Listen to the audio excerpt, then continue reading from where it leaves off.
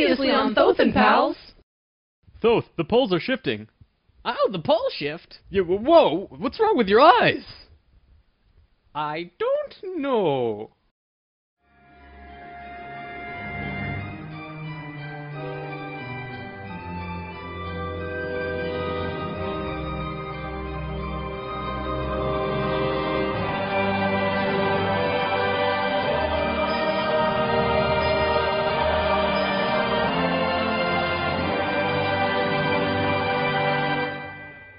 When Thoth first saw signs of the polar shift, they returned to the land of Chem and raised the warship into the sky. They went to Atlantis and picked up the Nacals. The Nacals weren't just passengers though, and each and every being was working in unity to create a very powerful Merkaba around themselves and the ship.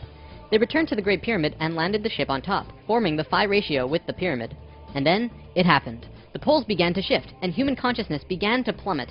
Simultaneously, the electromagnetic and magnetic fields of the Earth collapsed, and all life on the planet went into the Great Void, the 3.5 days of absolute blackness described by many ancient cultures in the world. The Emerald Tablets say that whenever we go through a polar shift, we go through a void space as we change our frequencies for about 3.5 days. This is also in the Troano document, depicted by 3.5 stones painted black. This refers to a time when we go through what science calls the electromagnetic null zone. During the pole shift, a phenomenon takes place where everything just seems to disappear for a certain time. Usually it's between 2 to 4 days, and the last time it was 3.5 days. Here's where it gets interesting. What happens to us does not usually happen to a normal species, because most advanced species will have their Merkabas handy at the time of the shift. We didn't, due to our little crisis, and we got sucked into the void space without protection. This resulted in us losing our memories. Science realizes that all of our memories are connected through cells in our brains as well as fields around our heads. What is not entirely understood by science yet, at least not directly, is the connection our memories have with the planet itself. We've discussed this before. The magnetics of the Earth affect how we think and act. The Merkaba is an electromagnetic field that you create around your body that can serve as protection from void as you're consciously going through it. What happened to us when we didn't have that protection? It was a clean wipe. When we existed on Atlantis, we were living at a very high level of consciousness in a higher dimension. We had extremely advanced and sophisticated bodies and minds, and were capable of practically anything, living in a dimension where molecules were spaced so far apart that consciousness could interact with them without physically moving. It's hard to explain because you can literally shape your environment immediately through your consciousness in these higher frequencies. In that sense, we were creators, knowing and understanding oneness, beings of love. But then we fell. We dropped back down to this place called the third dimension. We also fell in consciousness back to zero. We forgot how to use the pineal gland, and it slowly shrunk to the size it is now, like a raisin, where it's supposed to be eyeball size. When this happened, we forgot how to breathe source energy into our bodies, and our lifespans went kaput. Eventually, we went from 900 years to what it is today. We had not experienced this dense reality that we had before, at least for a very long time. We were kind of like a supercomputer that gets completely wiped, no operating system or anything. We had these advanced physical bodies, but we didn't know how to use them.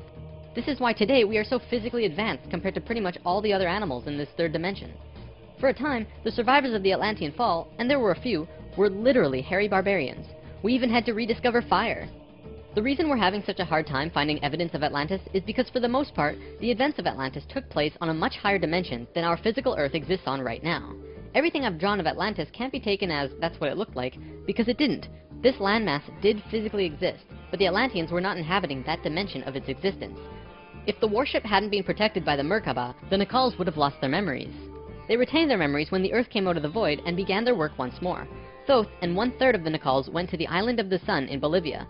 Aragot and 1/3 went to Tibet, and Ra and the remaining third went to Egypt, where they waited. Now, we're going to begin bridging the gaps between this story and our current history. In between the fall of Atlantis and the dawn of our first civilizations, who were the Egyptians and the Sumerians, there was a 6,500-year gap between them. What was happening to us in that time? We have to look at this precession chart again. This is where we fell in consciousness, point C, and this was our falling asleep phase too. Thoth, Ra, and the Ascended Masters were waiting until point D. They had to wait for humans to just evolve themselves over a 6,500-year time period until they were advanced enough to actually receive this new information that they were going to provide. Sometime in here was when the flood of Noah occurred. Because of the pole shift, the Earth went through an ice age. This is scientific fact. When the ice melted, it would have caused massive flooding.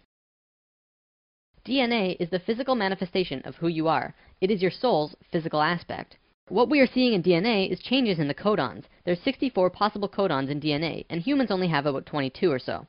What we're finding is that there are 6 more codons being activated within these children, and they are choosing 2 of the 6. These kids are what we call indigo and crystal children, and probably the super psychics as well. Now, this is a chromosome. Basically, what this is lots and lots of DNA wrapped into this weird H-like shape. This is located in every cell and is part of your body of consciousness. What Thoth tells us is that every level of consciousness seen here not only has its own consciousness grid, but its chromosome change as well. The second level, where we are now, has 44 and 2 chromosomes. To any scientist, this is basic biology. The first level, however, has 42 and 2, and this third level has 46 and 2. The fourth and fifth have 48 and 2 and 50 and 2, respectively. The primary physically visible difference between these DNA in all life is height. The first level has an average height of 4 to 6 feet tall. The second level, us, has an average height of 5 to 7 feet. Third are about 10 to 16 feet, which we are about to translate to. Fourth is 30 to 35 feet, and the last is 50 to 60.